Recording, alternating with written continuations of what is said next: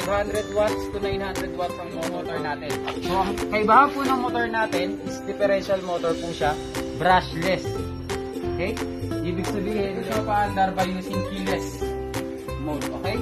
So, double click po lang natin itong remote. Mapapa-andar po natin si LGE kahit walang susi. Okay?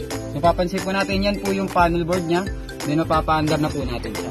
May alarming system na rin po si LGE. So, once na in-alarm niyo po siya, pinili po siya itulak or galawin, ingay, then automatic naglalak po yung tulak niya.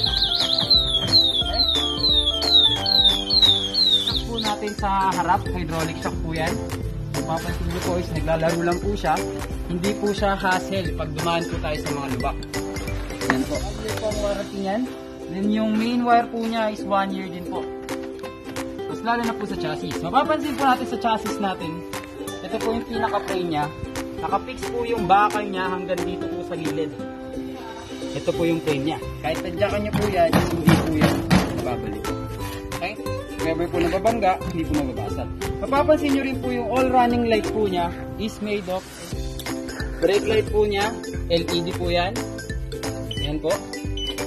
Made of LED yan. Kahit po yung mismong headlight po niya yung tinatawag na hazard na po ni LGE. May hazard na po ang LGE natin. Mapapansin nyo po sa panel board natin is dalawa na po siya. So magagamit po natin siya if ever na may emergency exit, emergency bay po tayong paparkingan. Okay po. So front and back po yan. Hazard natin para po malaman yung nasa harap at nasa likod natin. May emergency po tayo or magpapark tayo. Okay? So next po, meron na rin po siyang power button. So compared to other e-bike, wala po silang power button. Kailangan pa po i-disconnect or i-connect if ever na gusto ni customer na may delay or wala. Okay? So kaibahan po ng walang power, is ito po yung andar nyo. Tagal po muna bago umandar. Okay? Doon. Next po. Doon po tayo sa may power. Ito po yung may power. Galing po kalakas yung may power. Number 1 lang po yun, ma'am. Compare po sa number 3, then number 2, mas malakas po siya. So, tatlo lang naman po yung may tunog sa kanya. Yung reverse niya, yung signal light po niya, then yung hazard niya. Okay? Siyempre po, may tunog din po yung busina. Kung makikita nyo sa gilid is made of LED light. Yan po yung parking light po niya. Once na naka-open na po si e-bike, yung po natin is may pang baby, then daddy, then mommy. Okay? So, tatlong tao po yung pwede nating maisakay sa e-bike. Then, ito po yung para patikbab siya. Pipindutin nyo lang po itong bar na to, then automatic na po yan. Para po i-activate, angat lang po siya. Okay? Balik po tayo ulit. So, ito naman po is 360 rotation bar po siya. Ikot nyo lang po siya. Yan. Then, pasok nyo po siya doon sa loob na pinaka-pinanggalingan ng pwesto niya. Yung seat adjuster po niya. Okay? Iangat nyo lang po yan. Then, ito na po is automatic na po yan. Tulak po natin. Kung per to other e-bike po, wala pong lock ng basket. So, kailangan po natin bilan siya ng padlock or kadena. So, si Saige Electric e-bike po, ito na po siya. Susiyan lang po natin, biniaangat po natin. Okay? So, yan na po yung mismong basket po natin.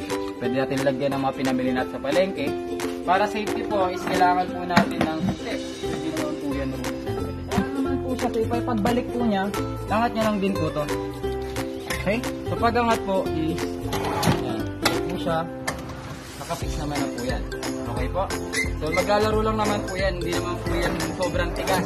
Naka-brake lock tayo, tapos medyo pataas yung pagpaparkingan po natin, hindi po tayo bababa ng bababa. So, may iwasan natin yung bangga sa likod ng parking area. Okay, so nakalock po yung gulong niyan. Once na nirelease nyo na po yung brake lock, isaan, tsaka na lang po siya makakagulong yung gulong. So, braking system po niya is tatlo po ang gagamitin natin dito. So, preno po sa harap, preno po sa likod, then preno pa po ulit sa likod. So, mas advisable po kung ito gagamitin natin foot brake. So, since si foot brake is full stop once na tinapakan natin. Ito po siya. Foot brake. So, full stop pag foot brake.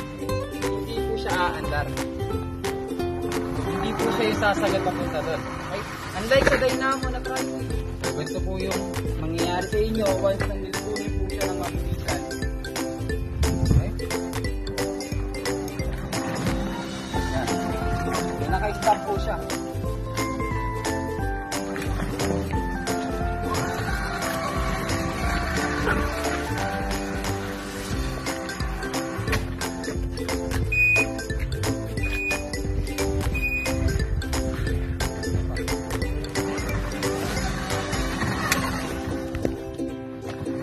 Demo mode.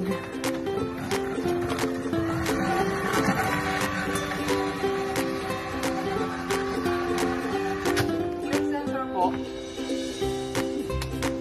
Once na nakapreno po tayo, kahit katiting lang po, hindi po aandar si e-bike. Okay? Pansin nyo po, naka-on. Hindi po aandar si e-bike. Rest yung kaliwa, hindi po siya aandar. Then sa front naman po, hindi rin po siya aandar. Mas lalo na po sa paa, hindi rin po. May acrylic plastic po tayo sa tapat. Okay? Para po nakafix yung e-bike natin. Then dito po yung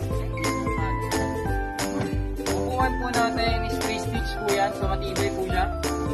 Makapal po. Comfortable. So hindi po siya masakit sa puwet. Kung uupo po si baby or si mom or si sir.